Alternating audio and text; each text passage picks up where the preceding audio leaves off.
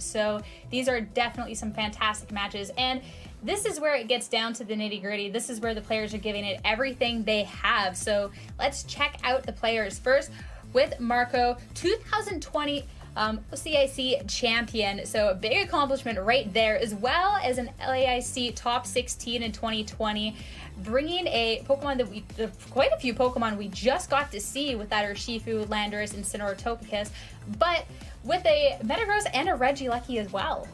It's a little bit different. It's a little bit of a mix-up. Really kind of interesting to see if those adaptations are going to be super impactful. Of course, Marco was seed number 6. He's down in the losers bracket, so he's got a bit of a run to go on. And he'll be going to try and make his run against Milko Mattavelli, a newer player, but that's exactly what we want to see from these Players' Cups. Everyone gets the chance. Everyone's on a level playing field and is able to start making a name for themselves at these tournaments. So if Milko can go on a big run here, could be in a really good position to establish himself as one of those new players. And his team's got some interesting options. The Tapu Fini, Thundurus, Garchomp, Celesteela, Incineroar, and the Spectrier. All Pokemon that I think have been relevant at some point in another. Maybe a little bit older styles with the Tapu Fini and the Celesteela that people have played in previous years. But it'd be curious to see if he can grind out a win with some of these slower Pokemon. See, I'm so excited to see the Celesteela. Celesteela seems to be so good right now, and we just saw how the Registeel is being able to put in work, sticking around and being annoying, and I feel like Celesteela gets the opportunity to do that as well, just in different ways with something like a Leech Seed. So it'll be interesting to see how Milko is navigating this, and a favorite as well in that Garchomp. So this is going to definitely be a fantastic matchup, and I'm really excited to see how these players do. Of course, and I think diving into the game and taking a look at how it shakes out when they start playing is the best thing we can do at this juncture. Whoever loses in this one will be heading home. This is how the losers bracket works, so it's all or nothing for both of these trainers. Really, really important game for both to keep their runs alive. Of course, and starting off for the Cinderella run, we are going to see the Incineroar come out next to the Thundurus. And on the other side, Landorus and Regieleki. But that Landorus with the Intimidate, it does drop the attack on the Incineroar, but Thundurus carrying that Defiant is going to get a nice little attack boost, which is definitely not something you want to be seeing on this first turn. That's something you got to be wary of with the Thundurus, and I know trainers have been talking about, hey, do you go Prankster, do you go Defiant? Obviously, a lot of people got very used to playing around the Defiant and stopped giving that ability and activation over to their opponents. Knowing about this is something that the trainers really have to think about when they select their 4 that they're bringing in, and the Thundurus, like you said, has got the boost, might just be able to start going and causing problems very, very early on. I'd be curious to take a look at just how it shakes out in these first couple of turns, but I really like this Dynamax selection from Marco. Marco also looking to cause some troubles, going for that Max Regieleki. It's not always the most common Dynamax option, but with its crazy special attack, it can just do so much damage, so offering so much pressure. Milko, though, not wanting to be left out, also going for a Dynamax. I mean, this Thundurus is already has an attack boost, so this seems like a fun candidate, could definitely be putting up some massive amount of pressure here, and that's the dangerous part of this Defiant Thundurus. Incineroar, fake out, doesn't matter. It does a tiny little bit of chip, a little bit more with that critical hit, but you can't flinch a Dynamax Pokemon. So this Regieleki getting the opportunity to fire back the big Max Lightning into this Thundurus, picking up a good amount of health, but it is going to set an electric terrain up as well. Thundurus, Max Airstream though, just looking to get those speed boosts, and a speed boost it is, taking out the Landorus as well. I mean, it got the attack boost from that Intimidate and is now just looking to take it out, saying thank you, I'll take that Airstream boost, goodbye. That's a really big opening turn there from both trainers, really being able to set up a little bit of what they want. The electric terrain going down for the Regieleki is really big, and the Regieleki not taking any flinches from that fake out, something kind of a misstep from Milko, but that's fine. In exchange for his misstep, he managed to take the Max Lightning and set up a speed boost, so he's feeling a little bit better, I think, about how that turn went after kind of the initial setback of fake out not quite landing. I like the the way that he responds with the max airstream, you know you've got to be boosting your speed to deal with the Regieleki. It really is the only way to at least try and catch up with the fastest Pokemon around. Yeah, that's the one dangers of Fake Out in this format.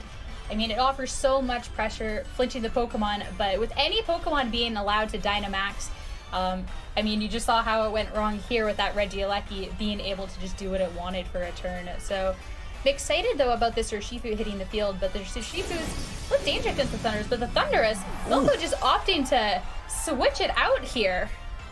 Milko understanding that Thundurus was not safe at all and having a better option to try and deal with this Regieleki. I like this adaptation.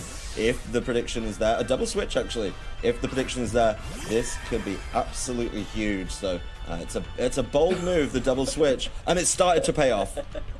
The huge Max Lightning into that slot, but not doing anything. Garchomp being a ground type, not taking anything. The Urshifu, though, not falling for the close combat, and instead with the Surging Strike. So the Spectre is going to be taking a bunch of damage, but it is going to be sticking around. And, I mean, Milko, with the double swap, doesn't get too much out of the turn, but Marco not getting too much out of it either, with not being able to capitalize off of the second turn of his Max.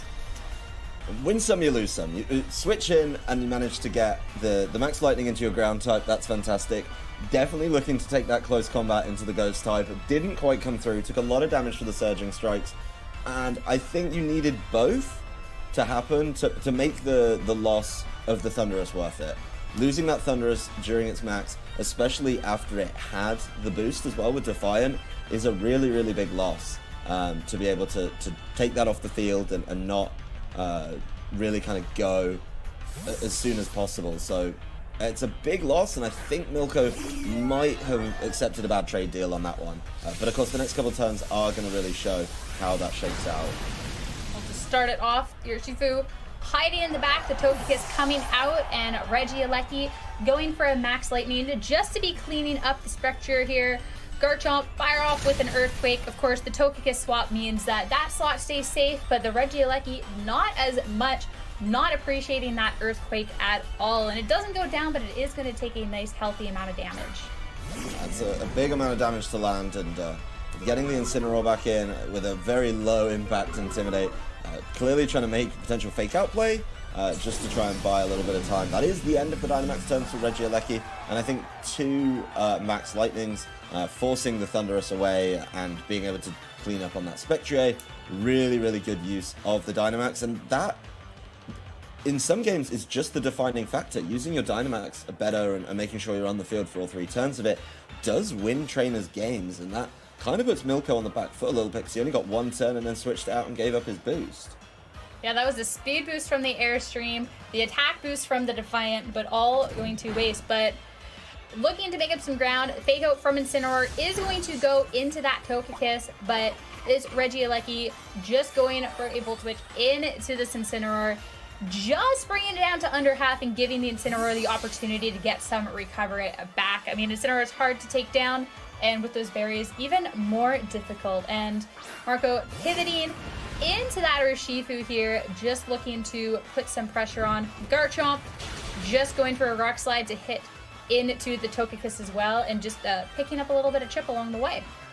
Gets to make sure that it can deal some good damage to Togekiss, but that change, something that Milko wasn't able to stop from the Regieleki, just really kind of causing problems, because you've got to be scared. You can't Earthquake that freely, actually, and I think Milko is definitely up against it. This next turn could be really impactful. There's no super immediate answer to the Togekiss, and the Urshifu obviously can just start putting down big damage, so this turn could get pretty nasty, and I think if played right, Marco's combination of Togekiss Urshifu could cause problems.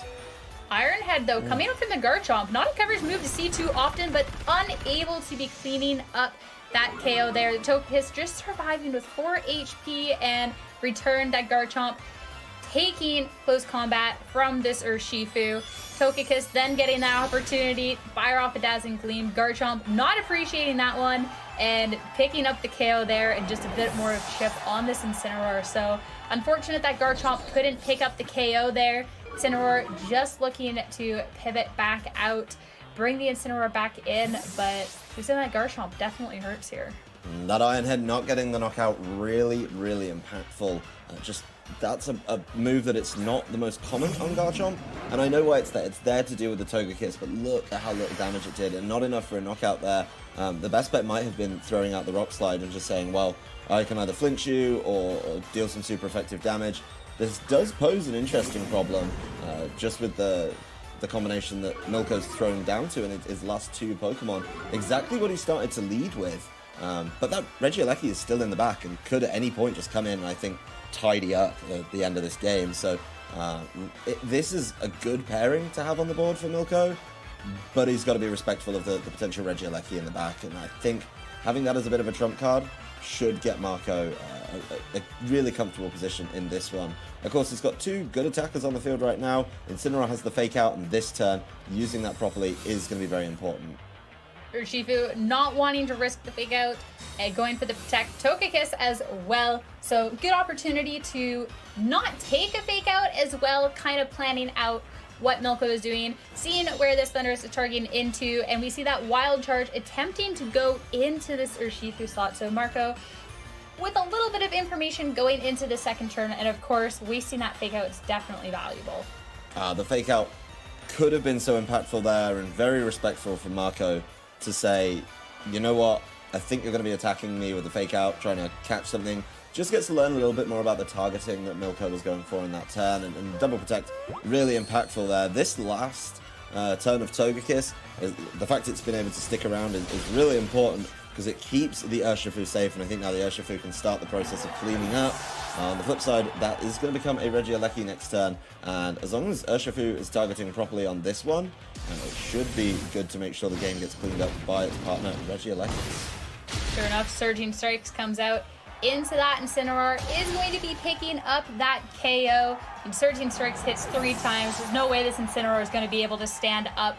So is going into this endgame a 2v1. Marco with all of this control. I mean, the Regieleki has definitely taken some considerable damage, but Regieleki hits like a truck, and it's so fast to boot. So I don't know if there's anything the Thundurus can do in time to stop it.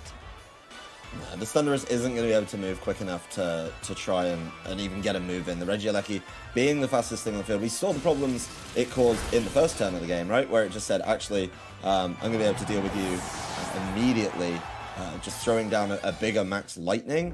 That problem kind of comes back at the end of the game, and the Thundurus is just removed and tidied up. So a really good game from both trainers. I think there was some very ambitious switching there from Milko, but Marco was able to just stay on top of it, and I think after that early turn where he just put the pressure down on the Max Lightning, he was just kind of able to keep the tempo up. Yeah, I mean, the swap from the Thundurus was definitely... I mean, I can understand wanting to go into the Garchomp to eat up that hit, not wanting to lose that Thundurus, but also you're still losing your Max either way, and that was a speed-boosted, attack-boosted Max candidate. The Max can really change the course of a battle, and losing that right off the gate is definitely not positive. So we're gonna hop into game 2, see how the trainers adjust, especially with the leads here, because we saw Marco's end. There was that Intimidate coming out to boost the Thundurus, making it so dangerous, and then we just saw how Milko played it from there. So be interesting to see if there's any lead adjustments with the information that these trainers have from game 1.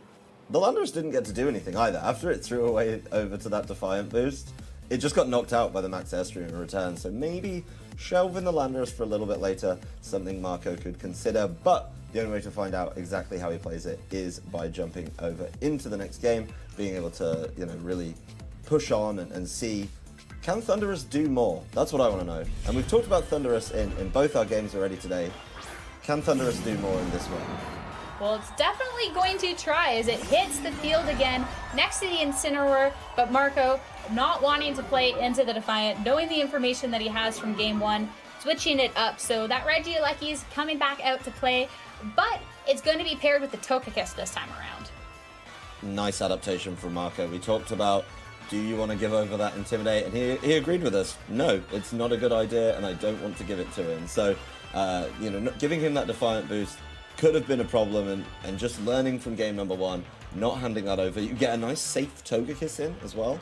The Togekiss, we've seen it with Protect, could just buy a turn that way, and the Thundurus would love to target it, but I don't think Marco's going to allow him to do that so much.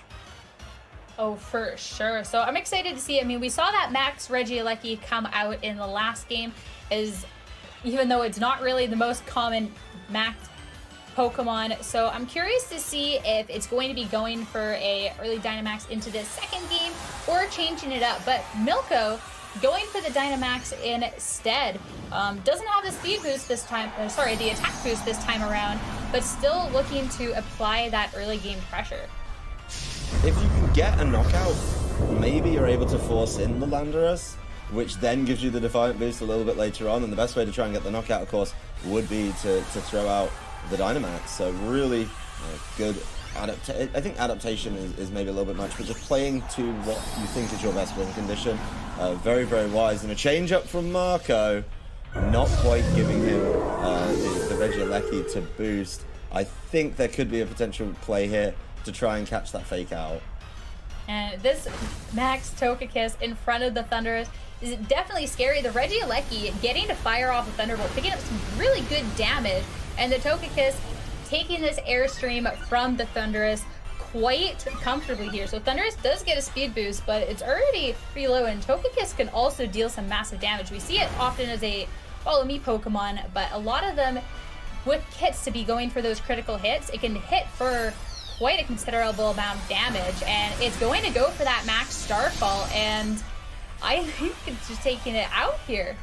The Togekiss Dynamax is something that's always been in and out of the format. A number of people kind of thinking about it. The Thundurus isn't quite knocked out. It's bought exceptionally low, but it's easy enough for the Regieleki to tidy it up in the next turn. So really not in the best position to try and fire back. And the Togekiss as well, probably having access to be able to try and match some of those speed boosts. So yes, Thundurus was able to get one down. But there's absolutely no reason that Togekiss can't max Airstream itself and just try and set those up. So a lot of good options here, I think, and this change up in the Dynamax, maybe trying to catch the potential fake out into Togekiss, just really, really wise from Marco's side, and a really good showing of just how versatile and adaptable this team can be.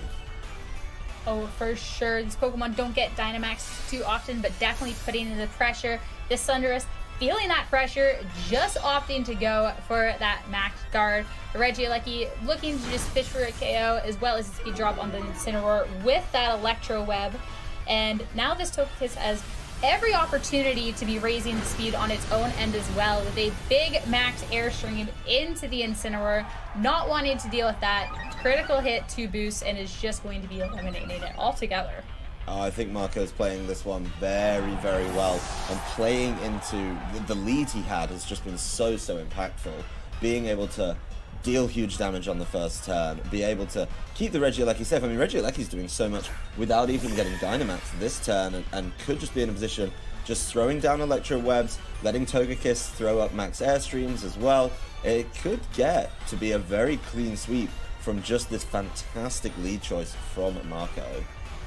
Switching it up, definitely valuable going into this game too. And now that this Thundurus has used up its Max Guard, it's going to be in danger of this Electro Web from the Regieleki, and sure enough, big damage onto the Spectre, but more importantly, taking that Thundurus down. So Thundurus did get to stick in for all 3 turns of the max this time around, but I mean, still only did as much as it did last time, unfortunately, between going down in the Max Guard. And with all of these speed boosts and the speed drop, this Togekiss gets the opportunity to go for that Max Airstream onto the Spectre and taking that down as well.